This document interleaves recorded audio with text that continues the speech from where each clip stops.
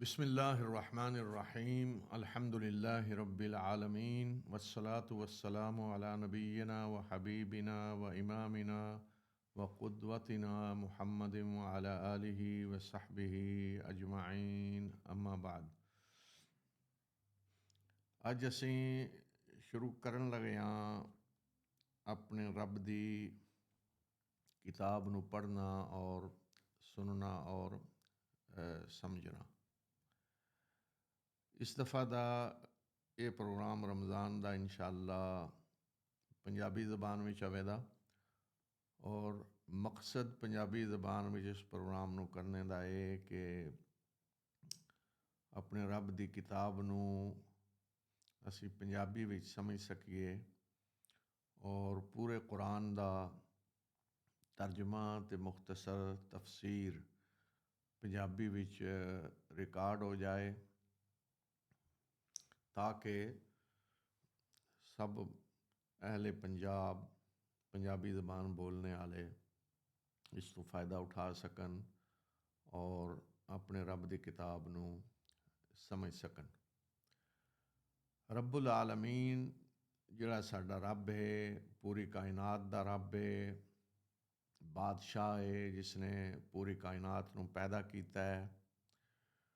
उन्हें अपनी इस कायनात दे इस हिस्से विच जिथे असी रह रहे हाँ ज़मीन, इत्थे इंसान नू पैदा करने का प्रोग्राम बनाया और मकसद पैदा करने का ये सी कि इंसान इस दुनिया विच एक इम्तिहान दे और उस इम्तिहान विचों पास हो के वो जन्नत हासिल करे। गोया कि अल्लाह ताला इस कायनात दा रब ये चाहता है कि वो अपने बंदियां नू जन्नत विच दाखिल करे, अबदी जिंदगी उन्हें दे, हमेशा की जिंदगी, सारियां नेमतां, अजीम बादशाहत, मगर परे बादशाह ते ये अबदी जिंदगी इम्तिहान विचों पास होने तो बाद मिलनी है। तो इस इम्तिहान की तैयारी वास्ते साडे रब ने यह फैसला किया कि मैं अपने रसूल भेजां दा, पैगंबर भेजां दा, वो मेरा पैगाम लेके आवन दे, सनेहा लेके आवन दे, ते वो तुहानू इस इम्तिहान की तैयारी करवान दे कि जिहड़ा इम्तिहान दे के तुसी जन्नत विच दाखिल हो सकते हो। तो इस मकसद वास्ते साडे रब ने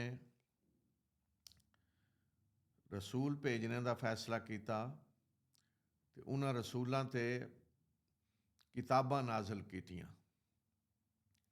ते सब तो पहले इंसान जिथों इंसान की नस्ल चली है वो है साडे बाप आदम।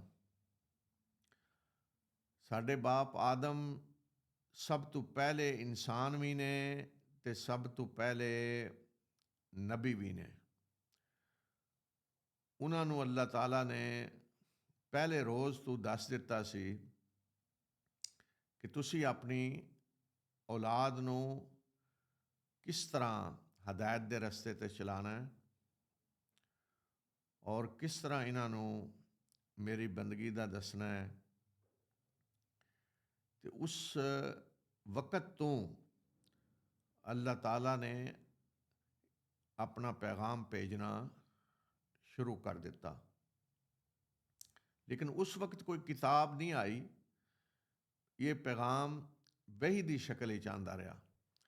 तो वही की है कि गोया के अल्लाह का पैगाम इस तरीके नाल अल्लाह अपने नबियां दे दिल विच डाल देंदा है जिस तरह अज तुहाडे मोबाइल विच ਕੋਈ ਮੈਸੇਜ ਲੋਡ ਹੋ ਜਾਂਦਾ ਹੈ, ਕੋਈ ਮੈਸੇਜ ਭੇਜਦਾ ਹੈ, ਉਹ ਲੋਡ ਹੋ ਜਾਂਦਾ ਹੈ ਔਰ ਉਸ ਤੋਂ ਬਾਅਦ ਤੁਸੀਂ ਉਹਨੂੰ ਪੜ੍ਹ ਸਕਦੇ ਹੋ। ਅਤੇ ਇਸੇ ਤਰ੍ਹਾਂ ਜਿਹੜੀ ਵਹੀ ਅੱਲਾ ਦੇ ਨਬੀਆਂ 'ਤੇ ਆਉਂਦੀ ਸੀ, ਪੈਗਾਮ ਅੱਲਾ ਦਾ ਜਿਹੜਾ ਆਉਂਦਾ ਸੀ, ਔਰ ਉਹ ਇਸੇ ਤਰ੍ਹਾਂ ਉਹਨਾਂ ਦੇ ਦਿਲ 'ਤੇ ਉਤਰਦਾ ਸੀ ਔਰ ਉਸ ਤੋਂ ਬਾਅਦ ਉਹ ਅੱਲਾ ਦੇ ਬੰਦਿਆਂ ਨੂੰ ਉਹ ਪੈਗਾਮ ਸੁਣਾ ਦਿੰਦੇ ਸੀ ਉਹਨਾਂ ਦੀ ਜ਼ਬਾਨ ਵਿੱਚ, ਜਿਹੜੀ ਜ਼ਬਾਨ ਉਹ ਸਮਝਦੇ ਸੀ। ਅਤੇ ਇਹ ਪੈਗਾਮ ਸਭ ਤੋਂ ਪਹਿਲੇ ਹਜ਼ਰਤ ਆਦਮ 'ਤੇ ਆਇਆ। ਹਜ਼ਰਤ ਆਦਮ ਸਾਡੇ ਬਾਪ ਦੁਨੀਆ 'ਤੇ ਇਸ ਤਰ੍ਹਾਂ ਨਹੀਂ ਆਏ ਜਿਸ ਤਰ੍ਹਾਂ ਇੱਕ ਕਹਾਣੀਆਂ ਅਸੀਂ ਸੁਣਨੇ ਹਾਂ ਕਿ ਉਹਨਾਂ ਨੂੰ ਆਦਮ ਨੂੰ ਜ਼ਮੀਨ ਵਿੱਚ ਸੱਟ ਦਿੱਤਾ ਗਿਆ ਔਰ ਉਹ ਫਿਰਦੇ ਰਹੇ। ਹਵਾ ਸਾਡੀ ਮਾਂ ਜਿਹੜੀ ਇਨਸਾਨਾਂ ਦੀ, ਉਹ ਕਿਰੇ ਫਿਰ ਰਹੀ ਹੈ, ਬਾਪ ਆਦਮ ਕਿਰੇ ਫਿਰ ਰਿਹਾ ਹੈ ਔਰ ਫਿਰ ਬੜੀ ਮੁੱਦਤਾਂ ਬਾਅਦ ਕਿਰੇ ਉਹਨਾਂ ਦਾ ਮਿਲਾਪ ਹੋ ਗਿਆ। ਅਤੇ ਇਸ ਤਰ੍ਹਾਂ ਅੱਲਾਹ ਤਾਲਾ ਨੇ ਨਹੀਂ ਆਦਮ ਨੂੰ ਪੈਦਾ ਕੀਤਾ। ਇੱਕ ਤਾਂ ਇਹ ਕਿ ਇਸੀ ਦੁਨੀਆ ਵਿੱਚ ਅੱਲਾ ਨੇ ਪੈਦਾ ਕੀਤਾ। ਆਦਮ ਅਸਮਾਨਾਂ ਤੋਂ ਨਹੀਂ ਉਤਰੇ, ਹਵਾ ਅਸਮਾਨਾਂ ਤੋਂ ਨਹੀਂ ਉਤਰੀਆਂ। ਸਭ ਤੋਂ ਪਹਿਲੇ ਅੱਲਾ ਨੇ ਆਦਮ ਨੂੰ ਪੈਦਾ ਕੀਤਾ ਔਰ ਆਦਮ ਦੇ ਵਿੱਚੋਂ ਹੀ ਉਹਦਾ ਜੋੜਾ ਬਣਾਇਆ, ਉਹਦੇ ਵਿੱਚੋਂ ਹੀ ਹਵਾ ਨੂੰ ਪੈਦਾ ਕੀਤਾ। ਅਤੇ ਇਸ ਵਾਸਤੇ ਸਾਰੇ ਇਨਸਾਨ, ਮਰਦ ਔਰ ਔਰਤਾਂ, ਸਾਰੇ ਦੇ ਸਾਰੇ ਆਦਮ ਦੀ ਔਲਾਦ ਨੇ। ਇਹ ਜਿਹੜਾ ਕਿਹਾ ਜਾਂਦਾ ਜੀ ਕਿ ਔਰਤਾਂ ਅੱਵਾ ਦੀਆਂ ਬੇਟੀਆਂ ਨੇ ਅਤੇ ਮਰਦ ਜਿਹੜੇ ਨੇ ਉਹ ਆਦਮ ਦੇ ਬੇਟੇ ਨੇ, ਸਾਰੇ ਆਦਮ ਦੇ ਬੇਟੇ ਵੀ ਨੇ ਔਰ ਬੇਟੀਆਂ ਵੀ ਨੇ। ਆਦਮ ਵਿੱਚੋਂ ਹੀ ਅੱਲਾਹ ਤਾਲਾ ਨੇ, ਸਾਡੇ ਰੱਬ ਨੇ ਹਵਾ ਨੂੰ ਪੈਦਾ ਕੀਤਾ। ਅਤੇ ਉਸ ਤੋਂ ਬਾਅਦ ਅੱਲਾ ਦਾ ਇਹ ਪੈਗਾਮ ਆਉਣਾ ਸ਼ੁਰੂ ਹੋ ਗਿਆ। ਔਰ ਅੱਲਾ ਦਾ ਇਹ ਪੈਗਾਮ ਕੀ ਸੀ, ਕੀ ਅੱਲਾ ਨੇ ਆਪਣੇ ਨਬੀਆਂ ਨੂੰ ਕਹਿ ਕੇ ਭੇਜਿਆ ਕਿ ਮੇਰੇ ਬੰਦਿਆਂ ਨੂੰ ਕੀ ਦੱਸੋ। ਉਹਦੇ ਵਿੱਚੋਂ ਸਭ ਤੋਂ ਵੱਡੀ ਚੀਜ਼ ਕਿ ਮੇਰੇ ਬੰਦਿਆਂ ਨੂੰ ਇਹ ਦੱਸੋ ਕਿ ਮੈਂ ਤੁਹਾਡਾ ਰੱਬ ਹਾਂ, ਜਿਹੜਾ ਪੂਰੀ ਕਾਇਨਾਤ ਦਾ ਰੱਬ ਹਾਂ, ਜਿਹਨੇ ਪੂਰੀ ਕਾਇਨਾਤ ਬਣਾਈ ਏ। ਮੈਂ ਪੂਰੀ ਕਾਇਨਾਤ ਦਾ ਬਾਦਸ਼ਾਹ। ਮੈਂ ਤੁਹਾਨੂੰ ਪੈਦਾ ਕੀਤਾ ਹੈ ਔਰ ਇਮਤਿਹਾਨ ਵਾਸਤੇ ਪੈਦਾ ਕੀਤਾ ਹੈ। ਇਸ ਕਾਇਨਾਤ 'ਤੇ ਬਾਦਸ਼ਾਹੀ ਮੇਰੀ ਏ, ਅਖਤਿਆਰਾਤ ਸਾਰੇ ਮੇਰੇ ਨੇ। ਮੈਂ ਹਰ ਚੀਜ਼ ਪੈਦਾ ਕੀਤੀ ਏ, ਮੈਂ ਹਰ ਚੀਜ਼ ਪੈਦਾ ਕਰ ਰਿਹਾ ਹਾਂ। ਤੁਹਾਨੂੰ ਜੋ ਚੀਜ਼ ਮਿਲ ਰਹੀ ਹੈ ਮੇਰੀ ਤਰਫੋਂ ਮਿਲ ਰਹੀ ਹੈ। ਅਸਮਾਨ ਬਾਰਿਸ਼ਾਂ ਬਰਸਾ ਰਿਹਾ ਹੈ ਅਤੇ ਮੇਰੇ ਹੁਕਮ 'ਤੇ ਬਰਸਾ ਰਿਹਾ ਹੈ। ਜ਼ਮੀਨ ਫਸਲਾਂ ਉਗ ਰਹੀ ਹੈ ਅਤੇ ਮੇਰੇ ਹੁਕਮ 'ਤੇ ਉਗ ਰਹੀ ਹੈ। ਤੁਹਾਡੀ ਖਿਦਮਤ ਵਾਸਤੇ ਮੈਂ ਪੂਰੀ ਕਾਇਨਾਤ ਨੂੰ ਲਗਾਇਆ ਔਰ ਤੁਹਾਨੂੰ ਮੈਂ ਇਮਤਿਹਾਨ ਵਾਸਤੇ ਪੈਦਾ ਕੀਤਾ। ਤੁਹਾਨੂੰ ਮੈਂ ਅਖਤਿਆਰ ਦਿੱਤੇ ਨੇ, ਆਜ਼ਾਦੀ ਦਿੱਤੀ ਹੈ। ਤੁਸੀਂ ਚਾਹੋ ਤਾਂ ਮੇਰੀ ਫਰਮਾਬਰਦਾਰੀ ਕਰੋ, ਚਾਹੋ ਤਾਂ ਮੇਰੇ 'ਤੇ ਈਮਾਨ ਲਿਆਓ, ਚਾਹੋ ਤਾਂ ਕੁਫਰ ਕਰੋ। ਤੁਹਾਨੂੰ ਇਹ ਆਜ਼ਾਦੀ ਦੇ ਦਿੱਤੀ ਗਈ ਹੈ। ਇਹ ਹੀ ਇਮਤਿਹਾਨ ਹੈ ਕਿ ਆਜ਼ਾਦੀ ਦੇ ਕੇ ਸਾਡਾ ਰੱਬ ਦੇਖਣਾ ਚਾਹੁੰਦਾ ਹੈ ਕਿ ਅਸੀਂ ਉਸ ਆਜ਼ਾਦੀ ਤੋਂ ਬਾਅਦ ਕੀ ਕਰਨੇ ਆ। ਉਸ ਆਜ਼ਾਦੀ ਨਾਲ ਆਪਣੇ ਰੱਬ ਨੂੰ ਮੰਨਣੇ ਆ, ਉਹਦੀ ਤਾਬੇਦਾਰੀ ਕਰਨੇ ਆ, ਫਰਮਾਬਰਦਾਰੀ ਕਰਨੇ ਆ, ਜਾਂ ਉਹਦਾ ਇਨਕਾਰ ਕਰਨੇ ਆ ਅਤੇ ਬਗਾਵਤ ਔਰ ਸਰਕਸ਼ੀ ਕਰਨੇ ਆ। ਇਸੇ ਤਰ੍ਹਾਂ ਸਾਡੇ ਰੱਬ ਨੇ ਇਸ ਪੈਗਾਮ ਵਿੱਚ ਇਹ ਵੀ ਦੱਸਿਆ ਅਵਲ ਰੋਜ਼ ਤੋਂ ਕਿ ਮੈਂ ਤੁਹਾਡੀ ਹਦਾਇਤ ਵਾਸਤੇ ਰਸੂਲ ਭੇਜਾਂਦਾ, ਕਿਤਾਬਾਂ ਨਾਜ਼ਲ ਕਰਾਂਦਾ ਔਰ ਜਦੋਂ ਇਹ ਇਮਤਿਹਾਨ ਖਤਮ ਹੋਣਾ ਤੁਹਾਡਾ ਅਤੇ ਤੁਸੀਂ ਸਾਰਿਆਂ ਨੇ ਮੇਰੇ ਕੋਲ ਆਉਣਾ, ਮੈਂ ਹਿਸਾਬ ਲਾਂਦਾ ਔਰ ਉਸ ਤੋਂ ਬਾਅਦ ਮੈਂ ਫੈਸਲਾ ਕਰਾਂਦਾ ਕਿ ਕੌਣ ਇਮਤਿਹਾਨ ਵਿੱਚੋਂ ਪਾਸ ਹੋਇਆ ਔਰ ਕੌਣ ਫੇਲ ਹੋਇਆ। ਜਿਹੜੇ ਇਮਤਿਹਾਨ ਵਿੱਚੋਂ ਪਾਸ ਹੋਣ ਦੇ ਉਹ ਜੰਨਤ ਵਿੱਚ ਦਾਖਲ ਹੋ ਜਾਣ ਦੇ, ਅਬਦੀ ਜ਼ਿੰਦਗੀ ਉਹਨਾਂ ਨੂੰ ਮਿਲੇ ਦੀ। ਔਰ ਜਿਹੜੇ ਫੇਲ ਹੋਣ ਦੇ, ਜ਼ੁਲਮ ਕਰਕੇ ਆਵਣ ਦੇ, ਸ਼ਿਰਕ ਕਰਕੇ ਆਵਣ ਦੇ, ਅਤੇ ਉਹ ਜਹੰਨਮ ਵਿੱਚ ਦਾਖਲ ਹੋਣ ਦੇ। ਅਤੇ ਇਹ ਅੱਲਾਹ ਤਾਲਾ ਨੇ ਪੈਗਾਮ ਦੇ ਕੇ ਨਬੀਆਂ ਨੂੰ ਭੇਜਿਆ। ਹਜ਼ਰਤ ਆਦਮ ਤੋਂ ਬਾਅਦ ਹੋਰ ਵੀ ਨਬੀ ਆਉਂਦੇ ਰਹੇ ਅਤੇ ਫਿਰ ਸਭ ਤੋਂ ਵੱਡੇ ਜਿਹੜੇ ਅੱਲਾ ਦੇ ਰਸੂਲ ਆਏ ਇਨਸਾਨੀ ਤਾਰੀਖ ਵਿੱਚ ਹਜ਼ਰਤ ਆਦਮ ਤੋਂ ਬਾਅਦ, ਉਹ ਸਨ ਹਜ਼ਰਤ ਨੂਹ। ਹਜ਼ਰਤ ਨੂਹ ਨੇ ਆਪਣੀ ਕੌਮ ਨੂੰ ਇਸੇ ਦੀ ਦਾਵਤ ਦਿੱਤੀ ਕਿ ਸਿਰਫ ਔਰ ਸਿਰਫ ਆਪਣੇ ਰੱਬ ਦੀ ਇਬਾਦਤ ਕਰੋ, ਉਹਦੇ ਨਾਲ ਹੋਰ ਕਿਸੇ ਨੂੰ ਸ਼ਰੀਕ ਨਾ ਠਹਿਰਾਓ। ਤਵੀਲ ਅਰਸਾ ਉਹ ਆਪਣੀ ਕੌਮ ਨੂੰ ਸਮਝਾਉਂਦੇ ਰਹੇ। ਅੱਲਾਹ ਤਾਲਾ ਨੇ ਕੁਰਾਨ ਵਿੱਚ ਦੱਸਿਆ ਹੈ ਕਿ 950 ਸਾਲ ਹਜ਼ਰਤ ਨੂਹ ਆਪਣੀ ਕੌਮ ਦੇ ਅੰਦਰ ਰਹੇ, ਪਰ ਉਹਨਾਂ ਦੀ ਕੌਮ ਈਮਾਨ ਨਹੀਂ ਲਿਆਈ। ਔਰ ਸਿਰਫ ਇਹ ਕਿ ਈਮਾਨ ਨਹੀਂ ਲਿਆਏ, ਬਲਕਿ ਉਹ ਇਤਨੇ ਬਦਮਾਸ਼ ਬਣ ਗਏ ਕਿ ਦੂਸਰਿਆਂ ਨੂੰ ਵੀ ਉਹ ਈਮਾਨ ਤੋਂ ਰੋਕਦੇ ਸਨ। ਉਹਨਾਂ ਦੀਆਂ ਔਲਾਦਾਂ ਵੀ ਫਿਰ ਕੁਫਰ ਹੀ ਦੇ ਰਸਤੇ 'ਤੇ ਚੱਲਦੀਆਂ ਸਨ, ਆਪਣੀਆਂ ਔਲਾਦਾਂ ਨੂੰ ਵੀ ਉਹ ਕੁਫਰ ਦੇ ਰਸਤੇ 'ਤੇ ਚਲਾਉਣ ਲੱਗ ਪਏ। ਔਰ ਜਿਹੜੇ ਈਮਾਨ ਲਿਆਉਣਾ ਚਾਹੁੰਦੇ ਸੀ ਉਹਨਾਂ ਨੂੰ ਵੀ ਉਹ ਬਦਮਾਸ਼ ਬਣ ਕੇ ਈਮਾਨ ਤੋਂ ਰੋਕਦੇ ਸੀ। ਤੇ ਇਸ ਤਰ੍ਹਾਂ ਇਹ ਹਾਲ ਹੋ ਗਿਆ ਕਿ ਉਹ ਦੂਸਰਿਆਂ ਨੂੰ ਵੀ ਇਮਤਿਹਾਨ ਨਹੀਂ ਦੇਣ ਦਿੰਦੇ ਸੀ, ਦੂਸਰਿਆਂ ਨੂੰ ਵੀ ਆਜ਼ਾਦੀ ਨਹੀਂ ਦਿੰਦੇ ਸੀ ਕਿ ਉਹ ਆਪਣੀ ਮਰਜ਼ੀ ਨਾਲ ਆਪਣੇ ਰੱਬ 'ਤੇ ਈਮਾਨ ਲਿਆਵਣ। ਅਤੇ ਇਸ ਵਾਸਤੇ ਫਿਰ ਅੱਲਾਹ ਤਾਲਾ ਨੇ ਫੈਸਲਾ ਕੀਤਾ ਕਿ ਇਹਨਾਂ ਬਦਮਾਸ਼ਾਂ ਤੋਂ ਜ਼ਮੀਨ ਨੂੰ ਪਾਕ ਕਰ ਦਿੱਤਾ ਜਾਏ। ਅਤੇ ਫਿਰ ਜਿਹੜੇ ਹਜ਼ਰਤ ਨੂਹ 'ਤੇ ਈਮਾਨ ਲਿਆਏ ਸੀ ਉਹਨਾਂ ਨੂੰ ਕਸ਼ਤੀ ਦੇ ਜ਼ਰੀਏ ਬਚਾ ਲਿਆ ਗਿਆ। ਹਜ਼ਰਤ ਨੂਹ ਨੇ ਜਿਹੜੀ ਕਸ਼ਤੀ ਤਿਆਰ ਕੀਤੀ ਉਹਦੇ ਵਿੱਚ ਬਿਠਾ ਕੇ ਉਹ ਬਚ ਗਏ, ਔਰ ਬਾਕੀ ਸਭ ਬਦਮਾਸ਼ਾਂ ਨੂੰ ਅੱਲਾਹ ਤਾਲਾ ਨੇ ਤਬਾਹ ਕਰ ਦਿੱਤਾ। ਇਹ ਸੀ ਜਿਹਨੂੰ ਤਾਰੀਖ ਵਿੱਚ ਤੂਫਾਨ ਨੂਹ ਕਿਹਾ ਜਾਂਦਾ। ਉਸ ਤੋਂ ਬਾਅਦ ਉਹ ਲੋਕ ਜਿਹੜੇ ਕਸ਼ਤੀ ਵੀ ਸਵਾਰ ਸੀ, ਹਜ਼ਰਤ ਨੂਹ ਦੀ ਔਲਾਦ, ਇਹਨਾਂ ਤੋਂ ਫਿਰ ਇਨਸਾਨੀ ਨਸਲ ਚੱਲੀ। ਫਿਰ ਅੱਗੇ ਜਿਹੜੀਆਂ ਕੌਮਾਂ ਆਈਆਂ ਉਹਨਾਂ ਵਿੱਚ ਵੀ ਫਿਰ ਅੱਲਾਹ ਤਾਲਾ ਨੇ ਆਪਣੇ ਪੈਗੰਬਰ ਭੇਜੇ। ਇਹ ਅੱਲਾਹ ਤਾਲਾ ਦਾ ਅਸੂਲ ਹੈ। ਅੱਲਾਹ ਤਾਲਾ ਨੇ ਕੁਰਾਨ ਵਿੱਚ ਫਰਮਾਇਆ व इम मिन उम्मतिन इल्ला खला फीहा नज़ीर। ਕੋਈ ਇਲਾਕਾ, ਕੋਈ ਕੌਮ ਐਸੀ ਨਹੀਂ ਕਿ ਜਿਹਦੇ ਵਿੱਚ ਕੋਈ ਖਬਰਦਾਰ ਕਰਨੇ ਵਾਲਾ ਨਾ ਆਇਆ ਹੋਵੇ, ਆਗਾਹ ਕਰਨੇ ਵਾਲਾ ਨਾ ਆਇਆ ਹੋਵੇ, ਯਾਨੀ ਅੱਲਾਹ ਦਾ ਪੈਗੰਬਰ ਨਾ ਆਇਆ ਹੋਵੇ। ਵਮਾ ਅਰਸਲਨਾ ਮਿਨ ਰਸੂਲਿਨ ਇल्ला बिलिसान कौमिही लियुबय्यिन लहुम। ਅੱਲਾਹ ਤਾਲਾ ਫਰਮਾ ਰਹੇ ਨੇ ਸਾਡੇ ਰੱਬ ਕਿ ਜੋ ਵੀ ਰਸੂਲ ਅਸੀਂ ਭੇਜਿਆ ਉਹ ਉਸ ਕੌਮ ਦੀ ਜ਼ਬਾਨ ਬੋਲਣੇ ਵਾਲਾ ਬਣਾ ਕੇ ਭੇਜਿਆ, ਅਤੇ ਤਾਂ ਕਿ ਉਹ ਰਸੂਲ ਉਹਨਾਂ ਨੂੰ ਅੱਛੀ ਤਰ੍ਹਾਂ ਸਮਝਾ ਦੇ ਉਹਨਾਂ ਦੀ ਜ਼ਬਾਨ ਵਿੱਚ। ਅਤੇ ਇਸੇ ਤਰ੍ਹਾਂ ਹਰ ਕੌਮ ਦੀ ਤਰਫ ਮੁਖਤਲਿਫ ਜ਼ਬਾਨਾਂ ਵਿੱਚ ਅੱਲਾਹ ਤਾਲਾ ਰਸੂਲ ਭੇਜਦਾ ਰਿਹਾ। ਔਰ ਅਗਰ ਕਿਸੇ ਕੌਮ ਨੇ ਉਸੇ ਤਰ੍ਹਾਂ ਦੀ ਬਦਮਾਸ਼ੀ ਕੀਤੀ ਜਿਸ ਤਰ੍ਹਾਂ ਦੀ ਕੌਮ ਨੂਹ ਨੇ ਕੀਤੀ, ਤੇ ਫਿਰ ਉਹਨਾਂ 'ਤੇ ਅੱਲਾਹ ਦੇ ਅਜ਼ਾਬ ਵੀ ਆਉਂਦੇ ਰਹੇ। ਉਸ ਤੋਂ ਬਾਅਦ ਫਿਰ ਅੱਲਾਹ ਦੇ ਇੱਕ ਅਜ਼ੀਮ ਨਬੀ, ਅਜ਼ੀਮ ਰਸੂਲ ਆਏ, ਉਹ ਨੇ ਹਜ਼ਰਤ ਇਬਰਾਹੀਮ। ਹਜ਼ਰਤ ਇਬਰਾਹੀਮ ਨੇ ਅੱਲਾਹ ਦਾ ਪੈਗਾਮ ਆਪਣੀ ਕੌਮ ਨੂੰ ਦਿੱਤਾ, ਆਪਣੇ ਬਾਪ ਨੂੰ ਦਾਵਤ ਦਿੱਤੀ, ਮਗਰ ਕੌਮ ਈਮਾਨ ਨਹੀਂ ਲਿਆਈ। ਔਰ ਉਹਨਾਂ ਨੇ ਹਜ਼ਰਤ ਇਬਰਾਹੀਮ ਨੂੰ ਅੱਗ ਵਿੱਚ ਸੱਟ ਕੇ ਜਲਾਣੇ ਦਾ ਫੈਸਲਾ ਕੀਤਾ, ਪਰ ਅੱਲਾਹ ਤਾਲਾ ਨੇ ਹਜ਼ਰਤ ਇਬਰਾਹੀਮ ਨੂੰ ਬਚਾ ਲਿਆ। ਔਰ ਉਸ ਤੋਂ ਬਾਅਦ ਹਜ਼ਰਤ ਇਬਰਾਹੀਮ ਆਪਣੀ ਕੌਮ ਨੂੰ, ਬਾਪ ਨੂੰ, ਸਭ ਨੂੰ ਛੋੜ ਕੇ ਹਿਜਰਤ ਕਰਕੇ ਫਲਸਤੀਨ ਗਏ, ਔਰ ਆਪਣੀ ਔਲਾਦ ਦੇ ਇੱਕ ਹਿੱਸੇ ਨੂੰ ਉਹਨਾਂ ਨੇ ਫਲਸਤੀਨ ਵਿੱਚ ਆਬਾਦ ਕੀਤਾ, ਆਪਣੇ ਬੇਟੇ ਇਸਹਾਕ ਨੂੰ, ਤਾਂ ਕਿ ਉੱਥੇ ਉਹ ਦੀਨ ਦੀ ਦਾਵਤ ਦੇਣ, ਅੱਲਾਹ ਦੀ ਬੰਦਗੀ ਦੀ ਦਾਵਤ ਦੇਣ। ਔਰ ਦੂਸਰੇ ਬੇਟੇ ਇਸਮਾਈਲ ਨੂੰ ਹਜ਼ਰਤ ਇਬਰਾਹੀਮ ਨੇ ਮੱਕਾ ਵਿੱਚ ਆਬਾਦ ਕੀਤਾ। ਅਤੇ ਜਿਸ ਬੇਟੇ ਨੂੰ, ਹਜ਼ਰਤ ਇਸਮਾਈਲ ਨੂੰ ਹਜ਼ਰਤ ਇਬਰਾਹੀਮ ਨੇ ਮੱਕਾ ਵਿੱਚ ਆਬਾਦ ਕੀਤਾ, ਫਿਰ ਉਸ ਬੇਟੇ ਨਾਲ ਮਿਲ ਕੇ ਜਦੋਂ ਉਹ ਬੇਟਾ ਵੱਡਾ ਹੋਇਆ ਤੇ ਉਹਦੇ ਨਾਲ ਮਿਲ ਕੇ ਹਜ਼ਰਤ ਇਬਰਾਹੀਮ ਨੇ, ਅੱਲਾਹ ਦੇ ਰਸੂਲ ਨੇ, ਮੱਕਾ ਦੇ ਵਿੱਚ ਅੱਲਾਹ ਦਾ ਘਰ ਬਣਾਇਆ, ਅੱਲਾਹ ਦੀ ਇਬਾਦਤ ਦਾ, ਅੱਲਾਹ ਦੀ ਬੰਦਗੀ ਦਾ ਮਰਕਜ਼ ਬਣਾਇਆ।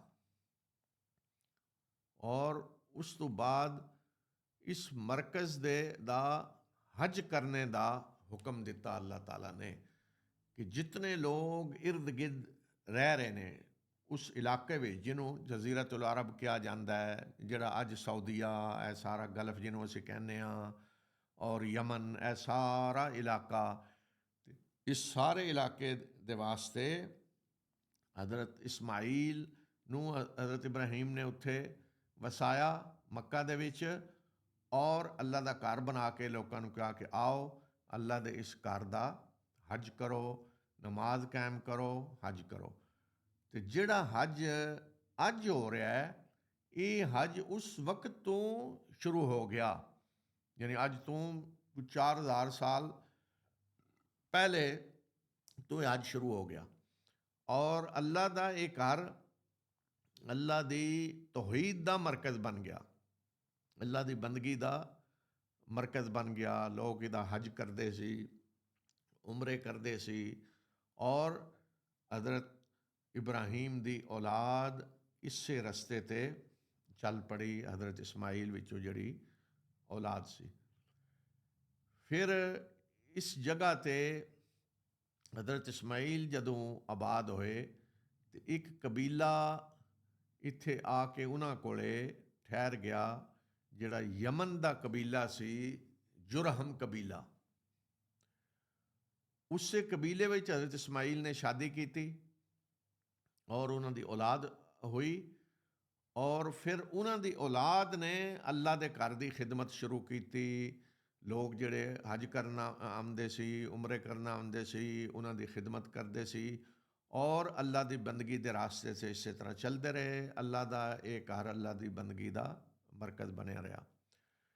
ਫਿਰ ਹਜ਼ਰਤ ਇਸਮਾਈਲ ਦੀ ਔਲਾਦ ਤੋਂ ਬਾਅਦ ਬਨੂ ਜੁਰਹਮ ਜਿਹੜੇ ਨੇ, ਉਹਨਾਂ ਦਾ ਕੰਟਰੋਲ ਹੋ ਗਿਆ ਮੱਕਾ 'ਤੇ, ਅਤੇ ਉਹ ਅੱਲਾ ਦੇ ਘਰ ਦੀ ਖਿਦਮਤ ਕਰਨ ਲੱਗ ਪਏ, ਹਾਜੀਆਂ ਦੀ ਖਿਦਮਤ ਕਰਨ ਲੱਗ ਪਏ। ਅਤੇ ਨਾਲ ਹੀ ਉਹਨਾਂ ਦੇ ਹਜ਼ਰਤ ਇਸਮਾਈਲ ਦੀ ਜਿਹੜੀ ਔਲਾਦ ਸੀ ਉਹ ਵੀ ਸ਼ਾਮਲ ਸੀ। ਅਤੇ ਇਸ ਤਰ੍ਹਾਂ ਅੱਲਾ ਦਾ ਇਹ ਘਰ ਅੱਲਾ ਦੀ ਬੰਦਗੀ ਦਾ ਮਰਕਜ਼ ਬਣਿਆ ਰਿਹਾ।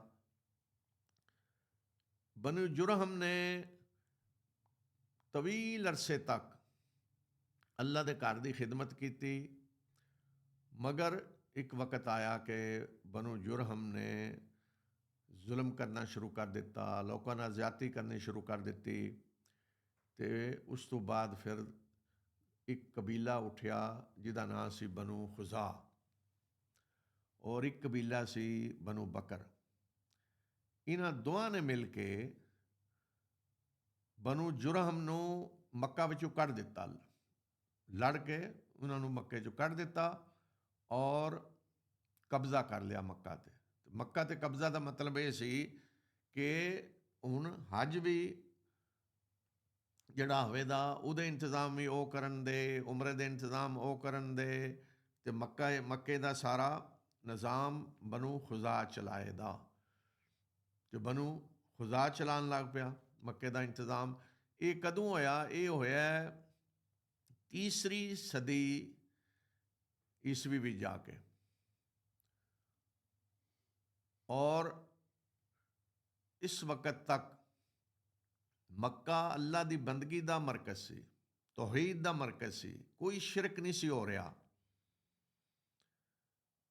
ਫਿਰ ਕੀ ਹੋਇਆ ਕਿ ਕਬੀਲਾ ਖੁਜ਼ਾ ਦਾ ਇੱਕ ਸਰਦਾਰ ਅਮਰ ਬਿਨ ਲੁਹਈ ਜਿਹਦਾ ਨਾਂ ਸੀ, ਉਹ ਸ਼ਾਮ ਗਿਆ।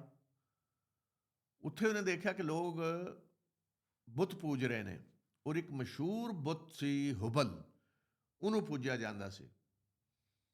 ਉੱਥੋਂ ਉਹ ਬੁੱਤ ਲੈ ਆਇਆ ਔਰ ਲਿਆ ਕੇ ਉਹਨੇ ਕਾਬਾ ਦੇ ਅੰਦਰ ਰੱਖ ਦਿੱਤਾ ਔਰ ਕੁਛ ਹੋਰ ਬੁੱਤ ਇਰਦ ਗਿਰਦ ਰੱਖ ਦਿੱਤੇ। ਅਮਰ ਬਿਨ ਲੁਹਈ ਦੀ ਇਤਨੀ ਗੱਲ ਮੰਨੀ ਜਾਂਦੀ ਸੀ, ਇਸ ਤਰ੍ਹਾਂ ਲੋਕ ਉਹਦੇ ਨਾਲ ਮੁਹੱਬਤ ਕਰਦੇ ਸੀ, ਇਸ ਤਰ੍ਹਾਂ ਵੱਡਾ ਸਰਦਾਰ ਸੀ ਕਿ ਉਹਦੀ ਗੱਲ ਕਿਸੇ ਨੇ ਮੋੜੀ ਨਹੀਂ ਔਰ ਬੁੱਤਾਂ ਦੀ ਪੂਜਾ ਸ਼ੁਰੂ ਹੋ ਗਈ। ਅੱਛਾ, ਹੁਣ ਜਦੋਂ ਬੁੱਤਾਂ ਦੀ ਪੂਜਾ ਸ਼ੁਰੂ ਹੋਈ ਤੇ ਕਿ ਖਿਆਲ ਹੈ ਕਿ ਹਜ ਖਤਮ ਹੋ ਗਿਆ? ਨਹੀਂ, ਹਜ ਵੀ ਹੋ ਰਿਹਾ ਸੀ, ਉਮਰਾ ਵੀ ਹੋ ਰਿਹਾ ਸੀ, ਅੱਲਾ ਦੀ ਬੰਦਗੀ ਵੀ ਹੋ ਰਹੀ ਸੀ, ਅੱਲਾ ਦੇ ਵਾਸਤੇ ਵੀ ਕੁਰਬਾਨੀਆਂ ਹੋ ਰਹੀਆਂ ਸੀ। ਮਗਰ ਨਾਲ ਨਾਲ ਕੀ ਹੋ ਰਿਹਾ ਸੀ ਕਿ ਉਹਨਾਂ ਬੁੱਤਾਂ ਦੀ ਪੂਜਾ ਵੀ ਕੀਤੀ ਜਾ ਰਹੀ ਸੀ, ਉਹਨਾਂ ਬੁੱਤਾਂ ਵਾਸਤੇ ਵੀ ਕੁਰਬਾਨੀਆਂ ਸ਼ੁਰੂ ਹੋ ਗਈਆਂ ਸੀ। ਉਹ ਆਪਣੀਆਂ ਫਸਲਾਂ ਦਾ ਕੁਝ ਹਿੱਸਾ, ਜਾਨਵਰਾਂ ਦੇ ਬੱਚੇ ਕੁਛ ਅੱਲਾ ਦੇ ਵਾਸਤੇ ਦਿੰਦੇ, ਕੁਝ ਬੁੱਤਾਂ ਵਾਸਤੇ ਦੇਣੇ ਸ਼ੁਰੂ ਕਰ ਦਿੱਤੇ। ਅਤੇ ਇਸ ਤਰ੍ਹਾਂ ਬੁੱਤ ਪ੍ਰਸਤੀ ਆ ਗਈ, ਸ਼ਿਰਕ ਸ਼ੁਰੂ ਹੋ ਗਿਆ। ਔਰ ਇਹ ਕਦੋਂ ਸ਼ੁਰੂ ਹੋਇਆ? ਅਮਰ ਬਿਨ ਲੁਹਈ ਜਿਹੜਾ ਸਰਦਾਰ ਸੀ ਬਨੂ ਖੁਜ਼ਾ ਦਾ, ਉਹਨੇ ਇਹ ਸ਼ੁਰੂ ਕੀਤਾ। ਅਤੇ ਫਿਰ ਤਕਰੀਬਨ 300 ਸਾਲ ਤੱਕ ਬਨੂ ਖੁਜ਼ਾ ਦਾ ਕਬਜ਼ਾ ਰਿਹਾ ਮੱਕਾ 'ਤੇ। ਇੰਤਜ਼ਾਮ ਸਾਰਾ ਉਹ ਕਰਦੇ ਸੀ। ਹਜ਼ਰਤ ਇਸਮਾਈਲ ਦੀ ਔਲਾਦ ਨੂੰ ਕੱਢ ਦਿੱਤਾ ਗਿਆ ਸੀ। ਕੁਰੈਸ਼ ਉਹ ਮੱਕਾ ਦੇ ਇਰਦ ਗਿਰਦ ਨੇੜੇ ਨੇੜੇ ਵਾਦੀਆਂ ਸੀ ਜਿਹੜੀਆਂ, ਉਹਨਾਂ ਵਿੱਚ ਰਹਿ ਰਹੇ ਸੀ। ਅਤੇ ਫਿਰ ਕੁਰੈਸ਼ ਦਾ ਇੱਕ ਸ਼ਖਸ ਉੱਠਿਆ ਜਿਹਦਾ ਨਾਂ ਸੀ ਕੁਸਈ ਬਿਨ ਕਿਲਾਬ। ਉਹਨੇ ਕੁਛ ਹੋਰ ਕਬੀਲਿਆਂ ਨੂੰ ਨਾਲ ਮਿਲਾ ਕੇ ਇਹ ਕਿਹਾ ਕਿ ਅਸੀਂ ਇਸਮਾਈਲ ਦੀ ਔਲਾਦ ਹਾਂ, ਸਾਡਾ ਹੱਕ ਹੈ ਇੱਥੇ ਜ਼ਿਆਦਾ। ਅਤੇ ਉਹਨੇ ਜੰਗ ਕਰਕੇ ਕਬੀਲਾ ਖੁਜ਼ਾ ਨੂੰ ਅਤੇ ਕਬੀਲਾ ਬਨੂ ਬਕਰ ਨੂੰ ਕੱਢ ਦਿੱਤਾ ਔਰ ਮੱਕੇ 'ਤੇ ਕਬਜ਼ਾ ਕਰ ਲਿਆ। ਅਤੇ ਇਹ ਹੋਇਆ 5ਵੀਂ ਸਦੀ ਈਸਵੀ ਵਿੱਚ ਆ ਕੇ, ਯਾਨੀ ਕੁਰੈਸ਼ ਦਾ ਮੱਕਾ 'ਤੇ ਕਬਜ਼ਾ ਹੋ ਗਿਆ। ਲੇਕਿਨ ਬੁੱਤ ਪ੍ਰਸਤੀ ਤਾਂ ਸ਼ੁਰੂ ਹੋਈ ਸੀ, ਉਹ ਸਾਰੇ ਕਰ ਰਹੇ ਸੀ, ਕੁਰੈਸ਼ ਨੇ ਵੀ ਉਹ ਕੰਮ ਸ਼ੁਰੂ ਕਰ ਦਿੱਤਾ। ਅੱਛਾ, ਹੁਣ ਇਹ ਚੀਜ਼ ਸਾਨੂੰ ਸੋਚਣੀ ਚਾਹੀਦੀ ਹੈ ਔਰ ਇਸ 'ਤੇ ਗੌਰ ਕਰਨਾ ਚਾਹੀਦਾ ਹੈ, ਬੜੀ ਅਹਿਮ ਜਿਹੜੀ ਗੱਲ ਹੈ, ਬੜੀ ਜ਼ਰੂਰੀ, ਕਿ ਇਸ ਵਕਤ ਜਿਹੜੇ ਅਰਬ ਸਨ, ਹਜ਼ਰਤ ਇਸਮਾਈਲ ਦੀ ਔਲਾਦ ਅਤੇ ਦੂਸਰੇ ਅਰਬ, ਦੋ ਤਰ੍ਹਾਂ ਦੇ ਅਰਬ ਉਸ ਵਕਤ ਸਨ ਔਰ ਅੱਜ ਵੀ। ਇੱਕ ਅਰਬ ਨੇ ਜਿਨ੍ਹਾਂ ਨੂੰ ਕਹਤਾਨੀ ਅਰਬ ਕਿਹਾ ਜਾਂਦਾ ਸੀ, ਜਿਸ ਤਰ੍ਹਾਂ ਬਨੂ ਜੁਰਹਮ ਸੀ, ਜਿਹੜੇ ਅਸਲ ਯਮਨ ਤੋਂ ਉੱਠ ਕੇ ਆਏ ਸੀ, ਯਮਨ ਵਿੱਚ ਸੀ। ਦੂਸਰੇ ਅਰਬ ਜਿਨ੍ਹਾਂ ਨੂੰ ਅਰਬ ਮੁਸਤਾਰਬਾ ਕਿਹਾ ਜਾਂਦਾ ਸੀ, ਅਦਨਾਨੀ ਅਰਬ, ਕਿ ਮਤਲਬ ਕਿ ਹਜ਼ਰਤ ਇਸਮਾਈਲ ਦੀ ਔਲਾਦ। ਅਤੇ ਅਰਬ ਕਬੀਲੇ ਜਿਹੜੇ ਨੇ, ਉਹਨਾਂ 'ਚ ਬਹੁਤ ਸਾਰੇ ਕਬੀਲੇ ਅਦਨਾਨੀ ਨੇ, ਯਾਨੀ ਹਜ਼ਰਤ ਇਸਮਾਈਲ ਦੀ ਔਲਾਦ, ਔਰ ਬਹੁਤ ਸਾਰੇ ਕਬੀਲੇ ਨੇ ਜਿਹੜੇ ਕਹਤਾਨੀ ਨੇ, ਅਸਲ ਅਰਬ ਪੁਰਾਣੇ ਜਿਹੜੇ ਨੇ ਉਹ। ਇਸ ਵਾਸਤੇ ਕਿ ਹਜ਼ਰਤ ਇਬਰਾਹੀਮ ਅਰਬ ਨਹੀਂ ਸਨ, ਹਜ਼ਰਤ ਇਸਮਾਈਲ ਅਰਬ ਨਹੀਂ ਸਨ। ਉਹ ਅਰਬ ਬਣ ਗਏ, ਅਰਬੀ ਸਿੱਖ ਕੇ, ਅਰਬਾਂ ਵਿੱਚ ਸ਼ਾਮਲ ਹੋ ਕੇ ਅਰਬ ਬਣ ਗਏ, ਅਰਬੀ ਜ਼ਬਾਨ ਬਣ ਗਈ ਉਹਨਾਂ ਦੀ, ਵਿਆਹ ਕੀਤਾ ਉਹਨਾਂ ਅਰਬਾਂ ਵਿੱਚ। ਲੇਕਿਨ ਕਹਤਾਨੀ ਜਿਹੜੇ ਨੇ ਉਹ ਅਸਲ ਅਰਬ ਸਨ। ਮਸਲਨ ਜਿਹੜੇ ਔਸ ਔਰ ਖਜ਼ਰਜ ਕਬੀਲਾ ਸੀ ਮਦੀਨਾ ਵਿੱਚ ਦੋਨੋਂ, ਇਹ ਕਹਤਾਨੀ ਅਰਬ ਸਨ, ਔਰ ਕੁਰੈਸ਼ ਅਦਨਾਨੀ ਅਰਬ ਹਜ਼ਰਤ ਇਸਮਾਈਲ ਦੀ ਔਲਾਦ ਸਨ। ਅਤੇ ਇਸ ਤਰ੍ਹਾਂ ਫਿਰ ਕੁਰੈਸ਼ ਨੇ ਮੱਕੇ ਦਾ ਇੰਤਜ਼ਾਮ ਤੇ ਸੰਭਾਲ ਲਿਆ ਔਰ ਕੁਸਈ ਬਿਨ ਕਿਲਾਬ ਨੇ ਜ਼ਬਰਦਸਤ ਇੰਤਜ਼ਾਮ ਕੀਤਾ, ਦਾਰੁਨ ਨਦਵਾ ਬਣਾਇਆ, ਗੋਇਆ ਕਿ ਪੰਚਾਇਤ ਇੱਕ ਬਣਾ ਦਿੱਤੀ, ਜਿੱਥੇ ਬੈਠ ਕੇ ਸਾਰੇ ਮਸ਼ਵਰੇ ਕਰਦੇ ਸੀ ਔਰ ਇੰਤਜ਼ਾਮਾਤ ਵੰਡ ਦਿੱਤੇ ਮੁਖਤਲਿਫ ਕਬੀਲਿਆਂ ਵਿੱਚ। ਕਿਸੇ ਕਬੀਲੇ ਨੂੰ ਡਿਊਟੀ ਦੇ ਦਿੱਤੀ ਕਿ ਤੁਸੀਂ ਹਾਜੀਆਂ ਨੂੰ ਪਾਣੀ ਪਿਲਾਉਣਾ ਹੈ, ਕਿਸੇ ਦੀ ਡਿਊਟੀ ਸੀ ਕਿ ਹਾਜੀਆਂ ਦੀ ਖਿਦਮਤ ਕਰਨੀ ਹੈ, ਕਿਸੇ ਦੀ ਡਿਊਟੀ ਸੀ ਕਿ ਜੰਗ ਵਿੱਚ ਝੰਡਾ ਉਠਾਉਣਾ ਹੈ, ਕਿਸੇ ਦੀ ਡਿਊਟੀ ਸੀ ਕਿ ਸਫਾਰਤਕਾਰੀ ਕਰਨੀ ਹੈ। ਇਸ ਤਰ੍ਹਾਂ ਸਾਰੇ ਮੁਖਤਲਿਫ ਕਬੀਲਿਆਂ ਨੂੰ ਡਿਊਟੀਆਂ ਵੰਡ ਦਿੱਤੀਆਂ। ਅਤੇ ਇੱਕ ਕੁਸਈ ਦੀ ਔਲਾਦ ਵਿੱਚੋਂ ਜਿਹੜਾ ਅਬਦੁੱਦਾਰ ਕਬੀਲਾ ਸੀ, ਅਬਦੁੱਦਾਰ ਸੀ ਬੇਟਾ ਕੁਸਈ ਦਾ, ਉਹਨਾਂ ਨੂੰ ਕੁਸਈ ਨੇ ਉਸ ਆਪਣੇ ਪੁੱਤਰ ਨੂੰ ਅੱਲਾ ਦੇ ਘਰ ਦੀ ਬੈਤੁੱਲਾ ਦੀ ਕੁੰਜੀ ਦੇ ਦਿੱਤੀ ਔਰ ਅੱਜ ਤੱਕ ਉਹਨਾਂ ਵਿੱਚ ਹੀ ਚਲੀ ਆ ਰਹੀ ਹੈ। ਅਬਦੁੱਦਾਰ ਵਾਲਿਆਂ ਕੋਲੇ ਕੁੰਜੀ ਸੀ ਅੱਲਾ ਦੇ ਘਰ ਦੀ। ਅਤੇ ਇਸ ਤਰ੍ਹਾਂ ਕੁਰੈਸ਼ ਅੱਲਾ ਦੇ ਘਰ ਦੀ ਖਿਦਮਤ ਕਰਨ ਲੱਗ ਪਏ। ਹੱਜ ਹੋ ਰਿਹਾ ਹੈ, ਉਮਰਾ ਹੋ ਰਿਹਾ ਹੈ, ਨਾਲ ਨਾਲ ਕਿ ਸ਼ਿਰਕ, ਉਹ ਬੁੱਤ ਸਾਰੇ ਉਸੇ ਤਰ੍ਹਾਂ ਸੀ, ਉਹ ਵੱਧਦੇ ਜਾ ਰਹੇ ਸੀ। ਕੁਛ ਬੁੱਤ ਸੀ ਜਿਹੜੇ ਵੱਡੇ ਵੱਡੇ ਸੀ, ਸਾਰੇ ਅਰਬ ਜਿਨ੍ਹਾਂ ਨੂੰ ਪੂਜਦੇ ਸੀ, ਜਿਸ ਤਰ੍ਹਾਂ ਹੁਬਲ ਹੈ, ਲਾਤ ਸੀ ਇੱਕ, ਬਾਬਾ ਲਾਤ, ਬਾਬਾ ਮਨਾਤ, ਬਾਬਾ ਹੁਬਲ, ਬਾਬਾ ਉਜ਼ਾ, ਇਹ ਸੀ ਵੱਡੇ ਵੱਡੇ ਸਾਰੇ। ਬਾਕੀ ਛੋਟੇ ਛੋਟੇ ਜਿਹੜੇ ਨੇ ਉਹ ਮੁਖਤਲਿਫ ਕਬੀਲਿਆਂ ਦੇ ਸੀ।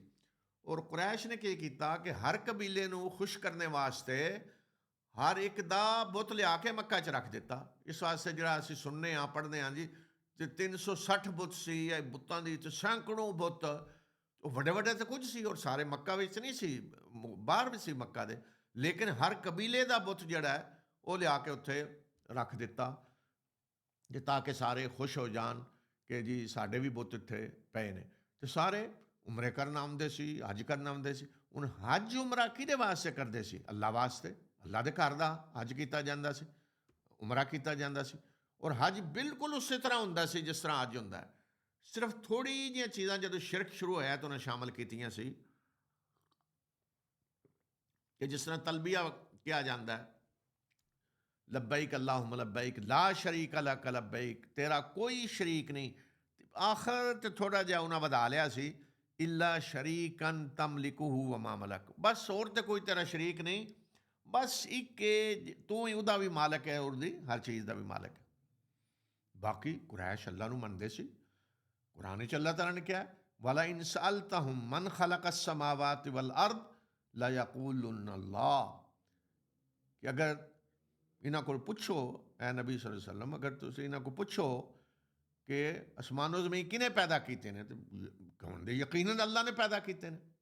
ਵਲਾ ਇਨ ਸਅਲਤਹੁਮ ਮਨ ਨਜ਼ਲ ਮਿਨ अस्समाइ ਮਾਅਨ ਫਅਹਿਆ ਬਿਹਿਲ ਅਰਦ ਬਅਦ ਮੌਤਿਹਾ, ਅਗਰ ਇਹਨਾਂ ਕੋਲ ਤੁਸੀਂ ਪੁੱਛੋ ਕਿ ਅਸਮਾਂ ਤੋਂ ਪਾਣੀ ਨੇ ਕੌਣ ਨਾਜ਼ਲ ਕਰਦਾ ਹੈ ਜਿਹਦੇ ਜ਼ਰੀਏ ਫਿਰ ਅਸੀਂ ਜ਼ਮੀਨ ਨੂੰ ਜ਼ਿੰਦਾ ਕਰਨੇ ਹਾਂ ਮਰਨੇ ਤੋਂ ਬਾਅਦ, ਯਾਨੀ ਬੰਜਰ ਹੋਣੇ ਤੋਂ ਬਾਅਦ, ਤੇ ਕਮਨ ਦੇ ਅੱਲਾ, ਯਾਨੀ ਉਹ ਮੰਨਦੇ ਸੀ ਕਿ ਪੈਦਾ ਸਾਨੂੰ ਕਿਹਨੇ ਕੀਤਾ? ਅੱਲਾ ਨੇ। ਬਾਰਿਸ਼ ਕੌਣ ਬਰਸਾਉਂਦਾ ਹੈ? ਅੱਲਾ। ਰਿਜ਼ਕ ਕੌਣ ਦਿੰਦਾ ਹੈ? ਅੱਲਾ। ਔਲਾਦਾਂ ਕੌਣ ਦਿੰਦਾ ਹੈ? ਅੱਲਾ। ਸਾਡੇ ਜਾਨਵਰਾਂ ਦੇ ਬੱਚੇ ਕੌਣ ਅੰਦਰ ਰਹਿਮਾਂ ਵਿੱਚ ਪੈਦਾ ਕਰਦਾ ਹੈ? ਅੱਲਾ। ਫਸਲਾਂ ਕੌਣ ਉਗਾਉਂਦਾ ਹੈ? ਅੱਲਾ। ਤੇ ਫਿਰ ਬੁੱਤ ਕੇ ਸੀ ਉਹਨਾਂ ਕੋਲ, ਕੇ ਉਹ ਕਹਿੰਦੇ ਸੀ ਕਿ ਇਹ ਇਹਨਾਂ ਨੂੰ ਅਸੀਂ ਖੁਦਾ ਨਹੀਂ ਮੰਨਦੇ, ਰੱਬ ਨਹੀਂ ਮੰਨਦੇ, ਇਹਨਾਂ ਨੂੰ ਅਸੀਂ ਅੱਲਾ ਦੇ ਨੇਕ ਬੰਦੇ ਮੰਨਦੇ ਹਾਂ, ਇਹਨਾਂ ਦੇ ਜ਼ਰੀਏ ਅੱਲਾ ਦੇ ਕੋਲ ਸਾਨੂੰ ਮਿਲਦਾ ਹੈ। ਕੁਰਾਨ ਨੇ ਉਹਨਾਂ ਦੀ ਗੱਲ ਨੋਟ ਦੱਸੀ ਹੈ ਕਿ ਉਹ ਕਹਿੰਦੇ ਨੇ, ਮਾ ਨਅਬੁਦੁਹੁਮ ਇਲਾ ਲਿਯੁਕਰਰਿਬੂਨਾ ਇਲੱਲਾਹਿ ਜ਼ੁਲਫਾ, ਕਿ ਅਸੀਂ ਇਹਨਾਂ ਦੀ ਇਬਾਦਤ ਸਿਰਫ ਇਸ ਵਾਸਤੇ ਕਰਨੇ ਹਾਂ ਕਿ ਇਹ ਅੱਲਾ ਦੇ ਸਾਨੂੰ ਕਰੀਬ ਕਰ ਦੇਣ, ਬਸ ਅਸੀਂ ਇਹਨਾਂ ਨੂੰ ਖੁਦਾ ਨਹੀਂ ਮੰਨਦੇ। ਇਹ ਸੀ ਬੁੱਤਾਂ ਦੇ ਬਾਰੇ ਵਿੱਚ ਅਕੀਦਾ ਉਹਨਾਂ ਦਾ। ਔਰ ਅੱਲਾ ਦੇ ਨਬੀਆਂ ਨੂੰ ਮੰਨਦੇ ਸੀ। ਹਜ਼ਰਤ ਇਬਰਾਹੀਮ ਦੀ ਔਲਾਦ ਸੀ ਕੁਰੈਸ਼, ਹਜ਼ਰਤ ਇਸਮਾਈਲ ਦੀ ਔਲਾਦ। ਔਰ ਫਿਰ ਇਸੇ ਦੌਰਾਨ ਜਦੋਂ ਕੁਰੈਸ਼ ਦਾ ਕਬਜ਼ਾ ਸੀ ਮੱਕਾ ਤੇ, ਕੁਰੈਸ਼ ਇੰਤਜ਼ਾਮ ਚਲਾ ਰਹੇ ਸੀ ਸਾਰਾ, ਤੇ ਫਿਰ ਅੱਲਾਹ ਤਾਲਾ ਨੇ ਫੈਸਲਾ ਕੀਤਾ ਕਿ ਹੁਣ ਮੈਂ ਆਪਣੇ ਆਖਰੀ ਨਬੀ ਨੂੰ, ਮੇਰਾ ਉਹ ਨਬੀ, ਮੇਰਾ ਉਹ ਰਸੂਲ ਜਿਹੜਾ ਤਮਾਮ ਦੁਨੀਆ ਵਾਸਤੇ ਰਸੂਲ ਬਣ ਕੇ ਆਵੇਗਾ, ਤਮਾਮ ਇਨਸਾਨਾਂ ਵਾਸਤੇ, ਔਰ ਕਿਆਮਤ ਤੱਕ ਰਸੂਲ ਬਣ ਕੇ ਆਵੇਗਾ। ਉਹਦੀ ਰਿਸਾਲਤ ਸਾਰਿਆਂ ਇਨਸਾਨਾਂ ਵਾਸਤੇ ਆਵੇਦੀ, ਕਿਆਮਤ ਤੱਕ ਆਵੇਦੀ। ਉਹਦੇ 'ਤੇ ਮੈਂ ਜਿਹੜੀ ਕਿਤਾਬ ਨਾਜ਼ਲ ਕਰਾਂਗਾ ਉਹਦੀ ਮੈਂ ਹਿਫਾਜ਼ਤ ਕਰਾਂਗਾ, ਔਰ ਉਹ ਕਿਤਾਬ तमाम ਇਨਸਾਨਾਂ ਵਾਸਤੇ ਹਦਾਇਤ ਆਵੇਦੀ ਕਿਆਮਤ ਤੱਕ। ਫਿਰ ਅੱਲਾਹ ਤਾਲਾ ਨੇ ਇਹ ਫੈਸਲਾ ਕੀਤਾ ਕਿ ਹੁਣ ਮੈਂ ਇਬਰਾਹੀਮ ਦੀ ਔਲਾਦ ਵਿੱਚੋਂ, ਇਸਮਾਈਲ ਦੀ ਔਲਾਦ ਵਿੱਚੋਂ ਮੱਕਾ ਵਿੱਚ ਆਪਣੇ ਰਸੂਲ ਨੂੰ ਭੇਜਣਾ ਹੈ।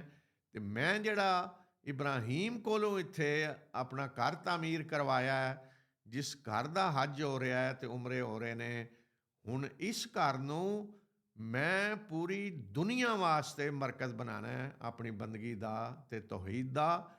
ਔਰ तमाम ਦੁਨੀਆ ਦੇ ਲੋਕ ਫਿਰ ਇੱਥੇ ਹੱਜ ਕਰਨਾ ਆਵਣਦੇ, ਉਮਰਾ ਕਰਨਾ ਆਵਣਦੇ, ਅਤੇ ਇਸ ਜਗ੍ਹਾ ਤੋਂ, ਇਸ ਮੇਰੇ ਘਰ ਤੋਂ तमाम ਦੁਨੀਆ ਵਿੱਚ ਮੇਰਾ ਪੈਗਾਮ ਪਹੁੰਚੇਦਾ, ਮੇਰੀ ਹਦਾਇਤ ਔਰ ਰਹਿਨਮਾਈ ਪਹੁੰਚੇਦੀ। ਅਤੇ ਇਸ ਮਕਸਦ ਵਾਸਤੇ ਫਿਰ ਅੱਲਾਹ ਤਾਲਾ ਨੇ ਆਪਣੇ ਆਖਰੀ ਰਸੂਲ ਨੂੰ ਮੱਕਾ ਵਿੱਚ ਪੈਦਾ ਕੀਤਾ। ਅਤੇ ਅੱਲਾ ਦੇ ਆਖਰੀ ਰਸੂਲ ਮੁਹੰਮਦੁਰ ਰਸੂਲੁੱਲਾਹ ਸੱਲੱਲਾਹੁ ਅਲੈਹਿ ਵਸੱਲਮ ਦੀ ਪੈਦਾਇਸ਼ ਰਬੀਉਲ ਅਵਲ 570 ਈਸਵੀ ਵਿੱਚ ਹੋਈ। ਯਾਨੀ ਹਜ਼ਰਤ ਈਸਾ ਨੂੰ ਗੋਇਆ ਕਿ 570 ਸਾਲ ਹੋ ਚੁੱਕੇ ਸੀ ਪੈਦਾ ਹੋਏ, ਜਿਹੜੇ ਪਹਿਲੇ ਅੱਲਾ ਦੇ ਰਸੂਲ ਆਏ ਆਪ ਤੋਂ ਪਹਿਲੇ।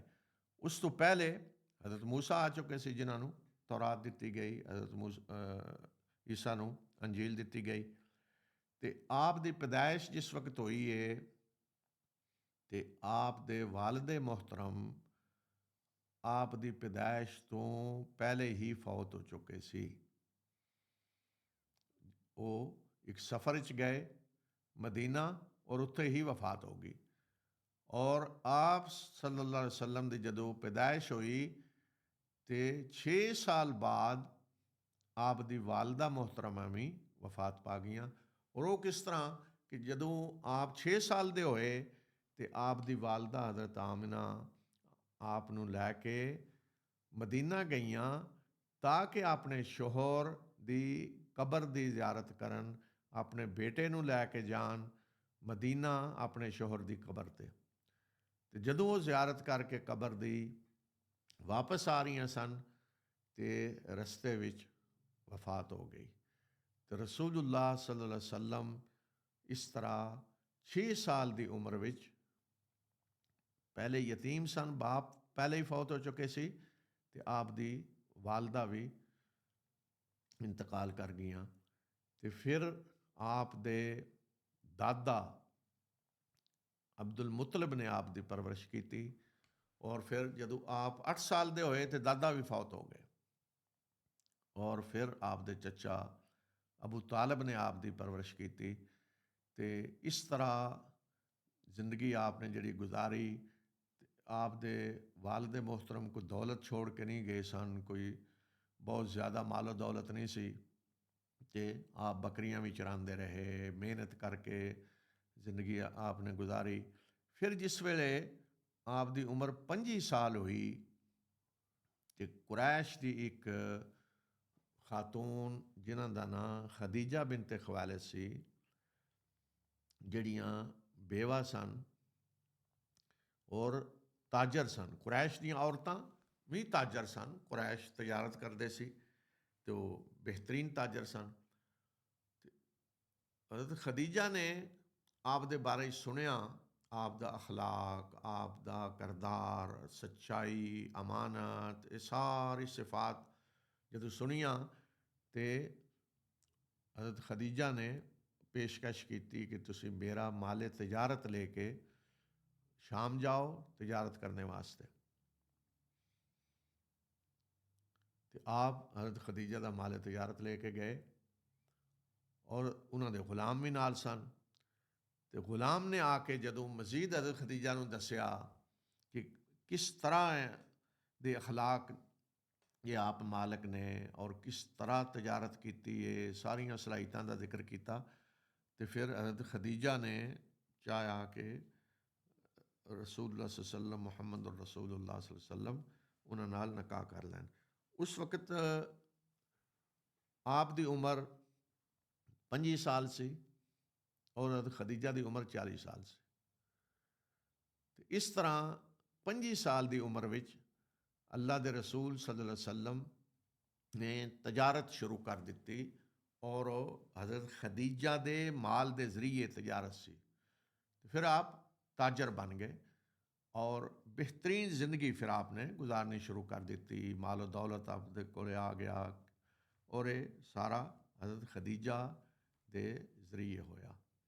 ਹਜ਼ਰਤ ਖਦੀਜਾ ਦੇ ਨਾਲ ਆਪ ਨੇ ਜਦੋਂ ਜ਼ਿੰਦਗੀ ਦੇ 15 ਸਾਲ ਗੁਜ਼ਾਰੇ ਔਰ ਆਪ ਦੀ ਉਮਰ 40 ਸਾਲ ਹੋ ਗਈ ਤੇ ਉਸ ਵਕਤ ਅੱਲਾਹ ਤਾਲਾ ਨੇ ਆਪ ਤੇ ਵਹੀ ਨਾਜ਼ਿਲ ਕੀਤੀ। ਇਸ ਤੋਂ ਪਹਿਲੇ ਕਦੇ ਇਹ ਨਹੀਂ ਹੋਇਆ ਸੀ ਕਿ ਆਪ ਕੋਈ ਤਕਰੀਰ ਕਰ ਰਹੇ ਨੇ, ਕੋਈ ਇਸ ਤਰ੍ਹਾਂ ਦੀ ਗੱਲਾਂ ਕਰ ਰਹੇ ਨੇ ਜਿਸ ਤਰ੍ਹਾਂ ਕਿਸੇ ਨੂੰ ਸ਼ੱਕ ਹੋ ਰਿਹਾ ਹੈ ਕਿ ਇਹ ਪਤਾ ਨਹੀਂ ਨਬੀ ਬਣਨਾ ਚਾਹੁੰਦੇ ਨੇ ਜਾਂ ਕੁਝ ਨਹੀਂ। ਆਪ ਪਹਿਲੇ ਆਮ ਕੰਮ ਕਰਦੇ ਸੀ, ਆਪਣੇ ਬੱਕਰੀਆਂ ਚਰਾਣੀਆਂ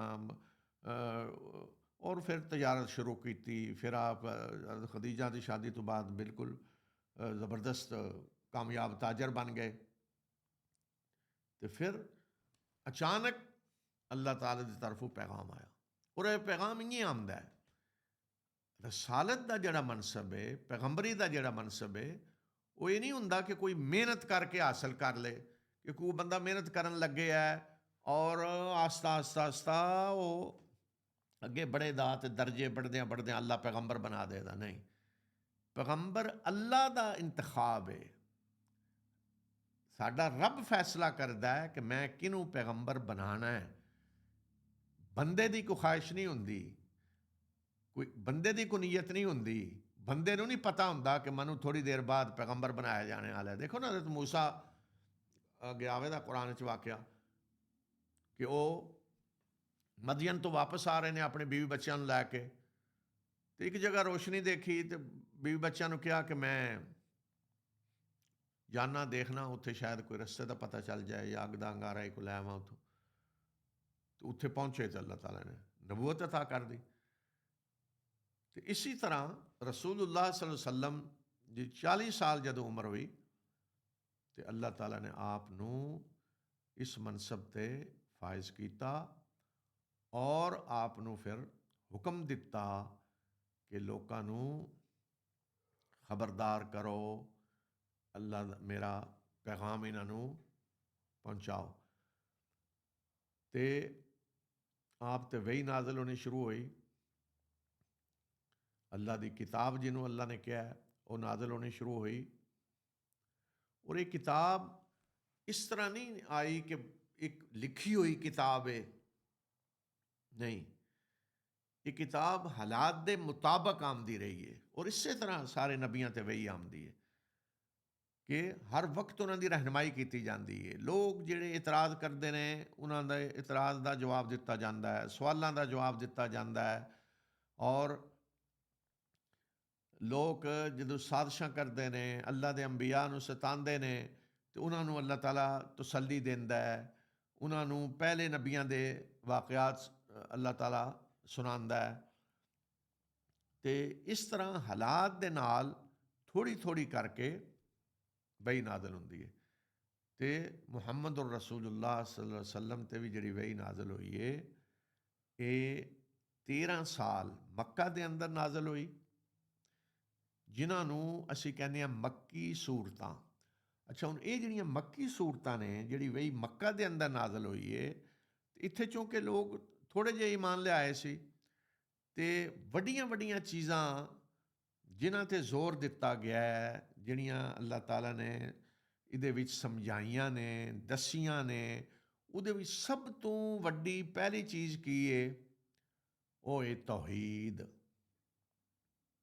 ਕਿ ਅੱਲਾਹ ਤਾਲਾ ਨੇ ਦੱਸਿਆ ਕਿ ਜਦੋਂ ਰੱਬ ਮਨੂੰ ਮੰਨਦੇ ਹੋ, ਇਹ ਮੰਨਦੇ ਹੋ ਕਿ ਪੈਦਾ ਮੈਂ ਕੀਤਾ ਹੈ, ਇਹ ਮੰਨਦੇ ਹੋ ਕਿ ਬਾਰਿਸ਼ਾਂ ਮੈਂ ਬਰਸਾਨਾ, ਫਸਲਾਂ ਮੈਂ ਉਗਾਨਾ ਸਾਰਾ, ਅਤੇ ਫਿਰ ਇਬਾਦਤ ਵੀ ਸਿਰਫ ਮੇਰੀ ਹੀ ਕਰੋ, ਪ੍ਰਸਤਸ਼ ਮੇਰੀ ਹੀ ਕਰੋ।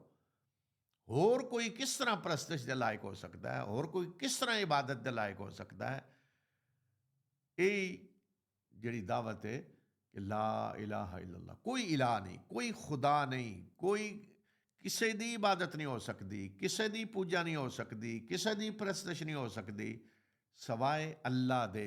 ਅੱਛਾ, ਅੱਲਾਹ ਕਿਹਨੂੰ ਕਹਿੰਦੇ ਸੀ? ਅਰਬ, ਯਾਨੀ ਉਹ ਹਸਤੀ ਜਿਹੜੀ ਰੱਬ ਹੈ ਪੂਰੀ ਕਾਇਨਾਤ ਦੀ, ਉਹਨੂੰ ਅੱਲਾਹ ਦਾ ਜ਼ਾਤੀ ਨਾਮ ਅੱਲਾਹ ਅਰਬ ਜਾਣਦੇ ਸੀ ਸਾਰੇ। ਅੱਲਾਹ ਉਹਨਾਂ ਵਾਸਤੇ ਕੋਈ ਐਸਾ ਨਹੀਂ ਕਿ ਉਹਨਾਂ ਨੂੰ ਦੱਸਣਾ ਜੀ ਅੱਲਾਹ ਕੌਣ ਹੈ, ਜਾਣਦੇ ਸੀ ਅੱਲਾਹ ਕੌਣ ਹੈ, ਜਿਹਨੇ ਸਾਨੂੰ ਪੈਦਾ ਕੀਤਾ, ਜਿਹਨੇ ਸਾਰੀ ਕਾਇਨਾਤ ਬਣਾਈ ਹੈ, ਉਹ ਅੱਲਾਹ ਹੈ, ਜਾਣਦੇ ਸੀ। ਅਤੇ ਦਾਵਤ ਕੀ ਦਿੱਤੀ ਗਈ? ਔਰ ਸਾਰੇ ਨਬੀਆਂ ਦੀ ਦਾਵਤ ਇਹੀ ਰਹੀ ਪਹਿਲੇ ਕਿ ਜਿਸ ਨੂੰ ਰੱਬ ਮੰਨਦੇ ਹੋ ਇਬਾਦਤ ਵੀ ਉਸੀ ਦੀ ਕਰੋ। ਹੋਰ ਕਿਸੇ ਨੇ ਕੀ ਦਿੱਤਾ ਹੈ ਤੁਹਾਨੂੰ? ਕਿਸੇ ਹੋਰ ਨੇ ਕੋਈ ਪੈਦਾ ਕੀਤੀ ਇਹ ਚੀਜ਼? ਤੁਹਾਨੂੰ ਪੈਦਾ ਕੀਤਾ ਹੈ। ਬਾਰਿਸ਼ਾਂ ਬਰਸਾਉਂਦਾ ਕੋਈ, ਫਸਲਾਂ ਉਗਾਉਂਦਾ ਕੋਈ, ਔਲਾਦਾਂ ਦਿੰਦਾ ਕੋਈ, ਰਿਜ਼ਕ ਦਿੰਦਾ ਕੋਈ ਤੁਹਾਨੂੰ ਜੀ। ਤੁਹਾਡੀ ਕੋਈ ਬਿਗੜੀ ਬਣਾ ਸਕਦਾ ਹੈ, ਤੁਹਾਨੂੰ ਕੋਈ ਨੁਕਸਾਨ ਪਹੁੰਚਾ ਸਕਦਾ ਹੈ, ਫਾਇਦਾ ਦੇ ਸਕਦਾ ਨਹੀਂ। ਇਹ ਸਾਰਾ ਇਖਤਿਆਰ ਤੇ ਅੱਲਾਹ ਕੋਲ ਹੈ। ਅਤੇ ਫਿਰ ਇਬਾਦਤ ਵੀ ਸਿਰਫ ਉਹਦੀ ਕਰੋ, ਇਲਾਹ ਵੀ ਉਹਨੂੰ ਮੰਨੋ। ਅੱਛਾ, ਉਹਨੂੰ ਕੁਰੈਸ਼ ਜਾਂ ਅਰਬ ਕੀ ਕਹਿੰਦੇ ਸੀ? ਉਹ ਇਹ ਨਹੀਂ ਕਹਿੰਦੇ ਅਸੀਂ ਅੱਲਾਹ ਨੂੰ ਇਲਾਹ ਨਹੀਂ ਮੰਨਦੇ, ਰੱਬ ਤੇ ਮੰਨਦੇ ਸੀ। ਤੇ ਇਹ ਨਹੀਂ ਕਹਿੰਦੇ ਅੱਲਾਹ ਨੂੰ ਅਸੀਂ ਇਲਾਹ ਨਹੀਂ ਮੰਨਦੇ, ਇਬਾਦਤ ਨਹੀਂ। ਉਹ ਕਹਿੰਦੇ ਸੀ ਅੱਲਾਹ ਨੂੰ ਇਲਾਹ ਮੰਨਦੇ ਹਾਂ, ਅੱਲਾਹ ਦੀ ਇਬਾਦਤ ਕਰਨੇ ਆ, ਪਰ ਸਿਰਫ ਅੱਲਾਹ ਦੀ ਨਹੀਂ, ਉਹਨਾਂ ਦੀ ਵੀ ਕਰਾਂਗੇ ਅਸੀਂ ਨਾਲ। ਕੁਰਬਾਨੀ ਅੱਲਾਹ ਵਾਸਤੇ ਵੀ ਕਰਾਂਗੇ, ਦੂਸਰਿਆਂ ਵਾਸਤੇ ਵੀ ਕਰਾਂਗੇ, ਬੁੱਤਾਂ ਵਾਸਤੇ ਵੀ ਕਰਦੇ ਸੀ। ਹਜ ਅੱਲਾਹ ਦਾ ਘਰ ਦਾ ਵੀ ਕਰਦੇ ਸੀ, ਬੁੱਤਾਂ ਦਾ ਵੀ ਹਜ ਹੁੰਦੇ ਸੀ ਜੀ। ਹਰ ਬੁੱਤ ਦਾ ਹਜ ਦੇ ਦਿਨ ਮੁਕਰਰ ਹੁੰਦੇ ਸੀ। ਉਮਰਾ ਅੱਲਾਹ ਦੇ ਘਰ ਦਾ ਵੀ ਹੁੰਦਾ ਸੀ, ਔਰ ਬੁੱਤਾਂ ਦੇ ਵੀ ਜਾਂਦੇ ਸੀ ਜ਼ਿਆਰਤ ਕਰਨ ਉਹਨਾਂ ਦੀ, ਉੱਥੇ ਵੀ ਉਮਰੇ ਕਰਦੇ ਸੀ। ਆਪਣੀਆਂ ਫਸਲਾਂ 'ਚੋਂ ਹਿੱਸਾ ਅੱਲਾ ਦਾ ਵੀ ਕੱਢਦੇ ਸੀ ਅਤੇ ਬੁੱਤਾਂ ਦਾ ਵੀ ਕੱਢ ਦਿੰਦੇ ਸੀ। ਅਤੇ ਇਹ ਸ਼ਿਰਕ ਹੋ ਰਿਹਾ। ਇਸ 'ਤੇ ਜ਼ੋਰ ਦਿੱਤਾ ਹੈ। ਇੱਕ ਵੱਡੀ ਚੀਜ਼ ਹੈ ਜਿਹਨੂੰ ਫਿਰ ਕਿਹਾ ਕਿ ਇਹ ਜ਼ੁਲਮ ਹੈ, ਅੰਧੇਰ ਨਗਰੀ, ਇਸ ਤੋਂ ਵੱਡਾ ਕੋਈ ਜ਼ੁਲਮ ਨਹੀਂ ਕਿ ਪੈਦਾ ਅੱਲਾ ਕਰੇ, ਰਿਜ਼ਕ ਉਹ ਦੇ, ਔਰ ਤੁਸੀਂ ਸ਼ੁਕਰ ਦੂਸਰਿਆਂ ਦੇ ਜਾ ਕੇ ਅਦਾ ਕਰੋ। ਦੂਸਰੀ ਚੀਜ਼ ਜਿਹਦੇ 'ਤੇ ਜ਼ੋਰ ਦਿੱਤਾ ਗਿਆ ਮੱਕੀ ਜ਼ਿੰਦਗੀ 'ਚ, ਮੱਕੀ ਸੂਰਤਾਂ 'ਚ, ਉਹ ਇਹ ਕਿ ਤੁਸੀਂ ਮਰਨੇ ਤੋਂ ਬਾਅਦ ਉੱਠਣਾ ਹੈ ਔਰ ਅੱਲਾ ਦੇ ਸਾਹਮਣੇ ਪੇਸ਼ ਹੋਣਾ ਹੈ, ਜ਼ਿੰਦਗੀ ਦਾ ਹਿਸਾਬ ਦੇਣਾ ਹੈ, ਔਰ ਫਿਰ ਜਾਂ ਜੰਨਤ ਹੈ ਜਾਂ ਦੋਜ਼ਖ ਹੈ। ਅਬਦੀ ਜ਼ਿੰਦਗੀ ਸ਼ੁਰੂ ਹੋ ਜਾਂਦੀ, ਜਾਂ ਜੰਨਤ ਜਾਂ ਦੋਜ਼ਖ, ਆਖਰਤ। ਇਹਦੇ 'ਤੇ ਈਮਾਨ ਲਿਆਓ। ਤੀਸਰੀ ਚੀਜ਼ ਕਿ ਅੱਲਾ ਦੇ ਰਸੂਲ ਸੱਲੱਲਾਹੁ ਅਲੈहि ਵਸੱਲਮ ਨੇ ਜਦੋਂ ਐਲਾਨ ਕੀਤਾ ਕਿ ਮੈਂ ਅੱਲਾ ਦਾ ਰਸੂਲ ਹਾਂ, ਅਤੇ ਗੋਇਆ ਕਿ ਅੱਲਾ ਦੇ ਰਸੂਲ ਨੂੰ, ਅੱਲਾ ਦਾ ਰਸੂਲ ਮੰਨੋ, ਅੱਲਾ ਦੇ ਰਸੂਲ ਦੇ ਜ਼ਰੀਏ ਅੱਲਾ ਦਾ ਪੈਗਾਮ ਜਿਹੜਾ ਆਇਆ ਉਸ 'ਤੇ ਅਮਲ ਕਰੋ, ਯਾਨੀ ਅੱਲਾ ਦੀ ਕਿਤਾਬ ਨੂੰ ਮੰਨੋ। ਔਰ ਅੱਲਾਹ ਤਾਲਾ ਆਪਣਾ ਪੈਗੰਬਰ ਜਦੋਂ ਭੇਜਦਾ ਹੈ ਤਾਂ ਇਸ ਵਾਸਤੇ ਕਿ ਅੱਲਾ ਦਾ ਪੈਗੰਬਰ ਅੱਲਾ ਦੀ ਕਿਤਾਬ 'ਤੇ ਅਮਲ ਕਰਕੇ ਇੱਕ ਨਮੂਨਾ ਪੇਸ਼ ਕਰਦੇ ਲੋਕਾਂ ਦੇ ਸਾਹਮਣੇ ਕਿ ਅੱਲਾ ਦਾ ਜਿਹੜਾ ਪੈਗਾਮ ਆਇਆ ਹੈ ਇਸ ਤਰੀਕੇ ਨਾਲ ਉਹਦੇ 'ਤੇ ਅਮਲ ਕਰਨਾ ਹੈ। ਯਾਨੀ ਅੱਲਾ ਇੱਕ ਤੇ ਨਹੀਂ ਕਿ ਅੱਲਾਹ ਤਾਲਾ ਬਸ ਪੈਗਾਮ ਭੇਜ ਦੇ ਕਿ ਜਿਸ ਤਰ੍ਹਾਂ ਚਾਹੁੰਦੇ ਹੋ ਅਮਲ ਕਰ ਲਓ, ਨਹੀਂ। ਅੱਲਾ ਦਾ ਰਸੂਲ ਦੱਸਦਾ ਹੈ ਕਿ ਇਸ ਤਰ੍ਹਾਂ ਤੁਸੀਂ ਜ਼ਿੰਦਗੀ ਗੁਜ਼ਾਰਨੀ ਹੈ, ਇਸ ਤਰ੍ਹਾਂ ਜ਼ਿੰਦਗੀ ਗੁਜ਼ਾਰੋਗੇ ਤੇ ਕਾਮਯਾਬ ਹੋਵੋਗੇ, ਤੁਹਾਡਾ ਰੱਬ ਰਾਜ਼ੀ ਹੋਵੇਗਾ।